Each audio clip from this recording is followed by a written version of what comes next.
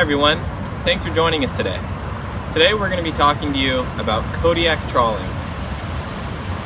Kodiak Trawling is a method of sampling that we use here at the LODI Fish and Wildlife Office to monitor fish populations in the Sacramento-San Joaquin Delta.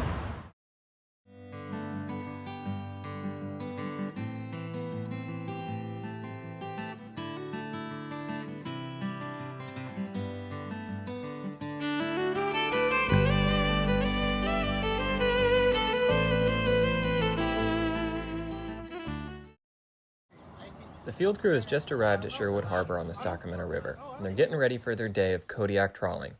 The crew assess all of the gear to ensure that they have everything they need. They look over the net, which acts as a funnel to push fish towards the live box, the winch system, which is used to deploy and retrieve the heavy net system, the live box, which is attached to the end of the net and is where the captured fish are held until the trawl is completed, and the water quality assessment equipment. Then, the crew is ready to head out into the field.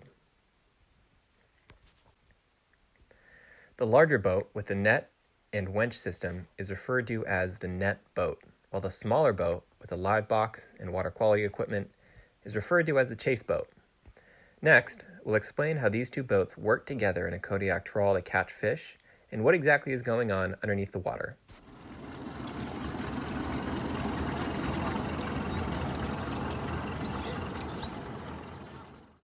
So now that the boats are out to trawl, I want to show you what happens underneath the water with the net that allows us to catch fish. So here I have a beautiful homemade setup of our trawling net.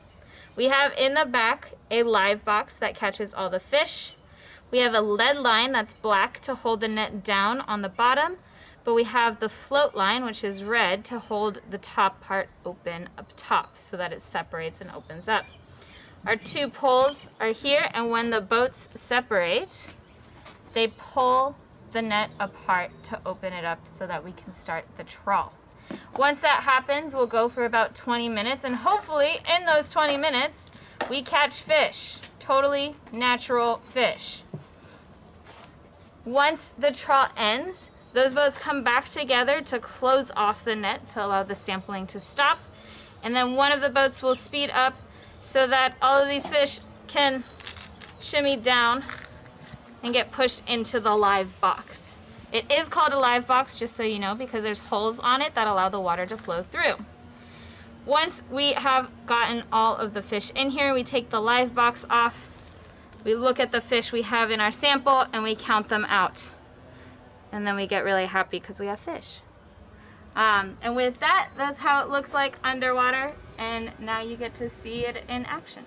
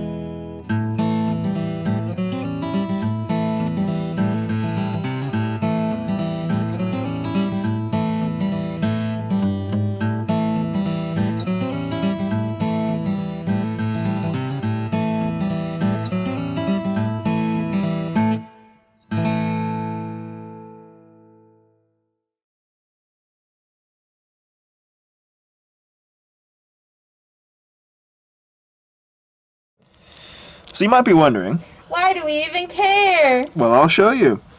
On this map here, we have the Sacramento River, which goes all the way down here to the confluence where it meets the San Joaquin River. Now, a confluence is where two rivers meet. They both dump out into the Pacific Ocean.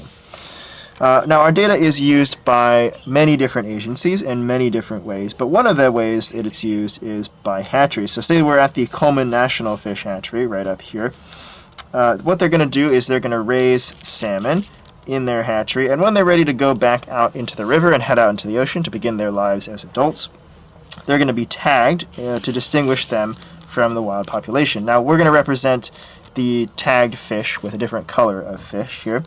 And as soon as they're released, they'll jump into the river, and eventually they're going to swim downwards out to sea, joining the natural population, and they'll probably pass by some of our sampling sites. At those sampling sites, we might happen to catch a few fish, and if we catch any tagged fish, we will take the tag out of the fish, and we will look at the tag, and the tag will tell us which hatchery it came from, because there's a lot of different hatcheries that are up and down the Sacramento River.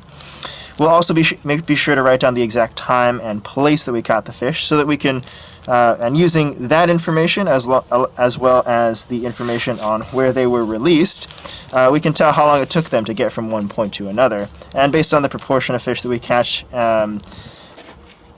we can figure out how many fish actually made it down the river. That's also important to know, because sometimes hatchery fish aren't the brightest crayons in the box, and they'll either swim upwards, or maybe they'll just stick around, or they'll get lost in one of the tributaries, or maybe they'll even get eaten by predators.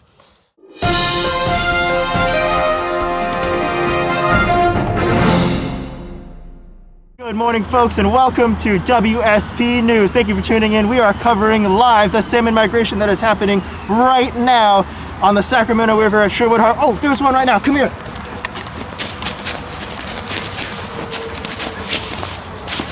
Sir, do you have time for an interview? Yeah, but make it quick. I'm migrating. All right. Where are you coming from, sir? I'm coming from the ocean. I'm swimming upriver to spawn.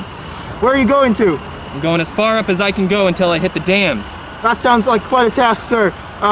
What challenges have you faced in your migration so far? Well, there's lots of predators. The water quality is really poor. The water's low. It's a dry year, and I've heard there's not much spawning habitat up top. Thank you, sir. That is all that we have time for. All right. Thanks for tuning in. I'm Bryant. I'm Leanne. And I'm Sebastian. See ya!